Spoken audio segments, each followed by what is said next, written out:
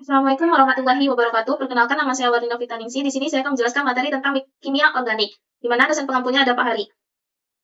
Yang pertama ada aldehid. Aldehid atau alkanal itu sama ya, termasuk golongan senyawa organik yang memiliki gugus fungsional karbonil yang terikat pada dua atom hidrogen di kedua sisi atau rantai karbon di satu sisi dan atom hidrogen di sisi lainnya. Untuk sifatnya tersendiri ya termasuk dalam golongan senyawa semipolar. Yang kedua, dia termasuk pembentukan ikatan hidrogen dan ikatan dipol-dipol. Yang ketiga, rantainya pendek, umumnya larut dalam air. Untuk selanjutnya, tata nama dalam penamaan senyawa aldehida ini dipilih rantai karbon lurus panjang yang mengandung gugus aldehida yang diberi akhiran Al. Gugus CHO selalu diberi nomor posisi 1 dan memiliki prioritas penamaan lebih tinggi dibandingkan gugus lainnya seperti OH dan ikatan rangkap C, rangkap 2C atau alkena. Untuk senyawa aldehida aromatik umumnya dianggap sebagai turunan dari benzaldehida yang merupakan bentuk paling sederhana dari aldehid aromatik. Untuk tata namanya sendiri bisa kita lihat di gambar, contohnya ada formaldehid, di mana rantai karbonnya di sini termasuk rantai karbon alkana.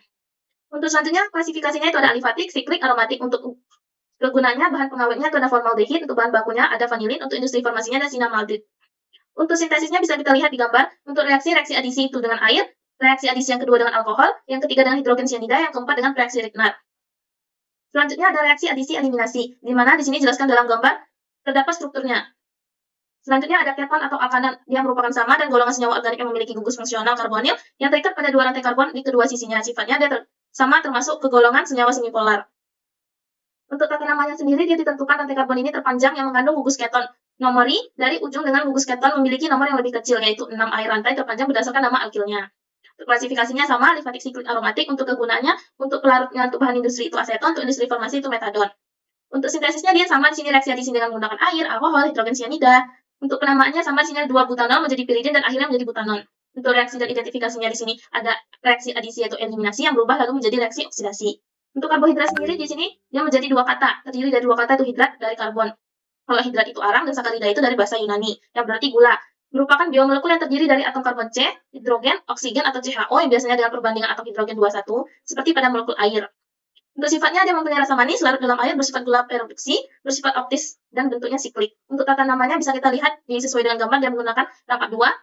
Untuk klasifikasinya ini ada monosakarida, oligosakarida, polisakarida, aldosa, ketosa, dan kegunaannya itu sama untuk industri farmasi itu selulosa, untuk pangan dan pertanian dan kesehatan. Untuk sintesisnya di sini ada gambarnya biosintesis. Untuk reaksinya sini ada pemanis buatan itu bisa terdiri dari sukrosa, laktosa, dan maltosa. Bisa kita lihat untuk strukturnya. Selanjutnya ada reduksi, oksidasi, dan senyawa kompleks. Bisa kita lihat sama-sama struktur dan penamaannya bagaimana. Untuk asam karboksilat sendiri adalah asam alkonoat, adalah golongan senyawa organik yang memiliki gugus fungsional karboksil, yaitu gugus gabungan dari gugus karbonil dan hidroksil. Untuk sifatnya yang pertama, ikatan hidrogen yang terbentuk meningkat titik didih asam karboksilatnya, dia mudah larut dalam air, dia terionisasi di dalam air membentuk asam lemah, dan dapat bereaksi dengan basa membentuk garam karboksilat. Bisa kita lihat struktur dan penamaannya bagaimana di sini. Untuk tata namanya, klasifikasi yang pertama ada alifatik, siklik, aromatik. Untuk penggunaannya sama, untuk bahan baku di industri itu ada ibuprofen, untuk pangan itu ada asam benzoat, untuk pelarut itu ada asam asetat. Untuk biasanya penamaan akhirnya itu biasanya ditambahkan dengan COOH. Untuk sintesisnya di sini ada sintesis asam karboksilat, dari turunan asam karboksilat itu sendiri ada metilbenzoat, asam benzoat, dan akhirnya menjadi metanol. Untuk sintesis asam karboksilat dari alkohol, aldehid alkana, itu bisa menjadi dari 1 butanol menjadi asam butanoat. Untuk sintesis asam karboksilat dari alkil halida, itu dari 1 bromopropana menjadi asam butanoat. Untuk reaksinya untuk substitusi dengan alkohol, reduksi dengan hidrida, oksidasi dengan oksida terkuat.